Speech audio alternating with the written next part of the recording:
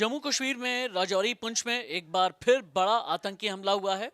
आतंकी हमले में सेना के 4 जवान शहीद हो गए।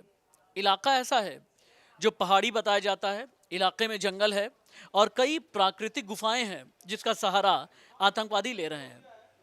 4 जवानों की शहादत के बाद कश्मीर से लेकर के कन्याकुमारी तक एक ही आवाज़ उठ रही है कि शहादत का बदला अब लेना बेहद ज़रूरी है। भारत में एक बहुत बड़ा फैक्शन है जिसका ये कहना है कि उरी के बाद, पुलवामा के बाद जिस तरह से एयर स्ट्राइक हुई, सर्जिकल स्ट्राइक को अंजाम दिया गया, जैसे बालाकोट किया गया, पाकिस्तान में घुस करके उसकी टेरिटरी में जा करके, ठीक उसी तरह के एक बहुत बड़े ऑपरेशन की ज़रूरत एक बार फिर है। लेकिन आपको समझना होगा कि जिस राजौरी पुंछ के इलाके में बार बार आतंकवादियों की घुसपैठ और हलचल आखिरकार क्यों बढ़ने लगी है, इसके पीछे की एक वजह है। इसके पीछे की वजह है पहाड़ी इलाका, इसके पीछे की वजह है जंगल वाला इलाका, इसके पीछे की वजह है प्राकृतिक गुफाएं जिसका जिक्र मैंने शुरुआत में किया है। अगर आप ज्योग्राफिया जानते हैं ना, तो आपको इस बात का अंदाज़ा होगा कि डेरा की गली, जहां पर आतंकवादियों ने सैनिकों की गाड़ी पर हमला किया, डेरा की गली से लेकर के राजौरी पुंछ और उसके बाद चमरेर के जंगल जो आते हैं, ये पूरा बेल्ट पूरा जंगली इलाके का है। ऊपर पहाड़ी पर आतंकवादियों को सपोर्ट देने वाले पाकिस्तानी रेंजर्स और पाकिस्तान की फौज।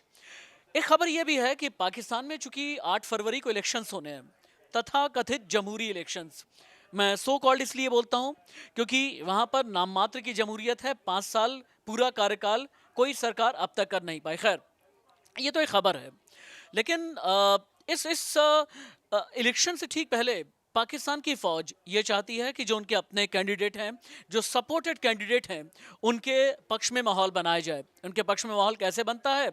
जब पाकिस्तान भारत में अनरेस्ट क्रिएट करने की कोशिश करे। सवाल बड़ा ये है कि अगर पाकिस्तानी फौज इस तरह का षड्यंत्र करा रही है तो भारत की तरफ से जवाब क्या होगा? राजौरी पुंछ के इलाके में पिछले 6 महीने में आतंकी गतिविधि बहुत ज़्यादा बढ़ गई है।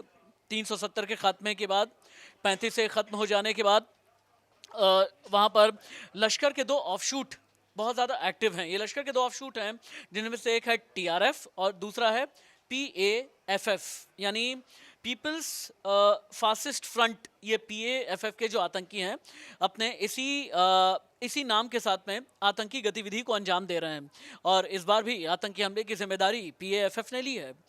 पाकिस्तान की तरफ से खाद पानी मिल रहा है। एक और बात है, पाकिस्तान का एक प्लान है पाकिस्तान और चाइना का मिलकर के। आपको याद होगा 2020 में कैसे एलएसी यानी लाइन ऑफ एक्चुअल कंट्रोल की तरफ, आसान शब्दों में कहूँ, भारत और चाइना के बॉर्डर की तरफ भारत के ट्रूप्स को मोबिलाइज किया गया, वहाँ पर सेना बढ़ाई गई।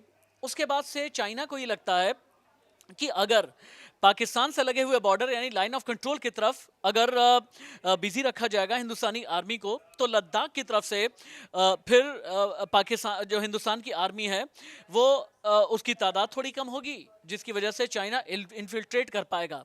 आप जानते हैं चाइना किस तरह से विस्तारवादी नीतियां अपनाता रहता है और चाइना पाकिस्तान से मिलकर के भारत के खिलाफ ये साजिश अंजाम दे रहा है। लेकिन हिंदुस्तान की फौज अभी फिलहाल के लिए यह सर्च ऑपरेशन चल रहा है और ये इंश्योर किया जा रहा है कि 3 से 4 जो आतंकी हैं, जिन्हें लश्कर का ऑफशूट ऑर्गेनाइजेशन वाले जो हैं, इन्हें लोकल लॉजिस्टिक सपोर्ट भी मिल रहा है। पता ये चला है कि 2 लोग डिटेन किए गए हैं, 2 लोकल्स डिटेन किए गए हैं जो सस्पेक्टेड की कैटेगरी में है।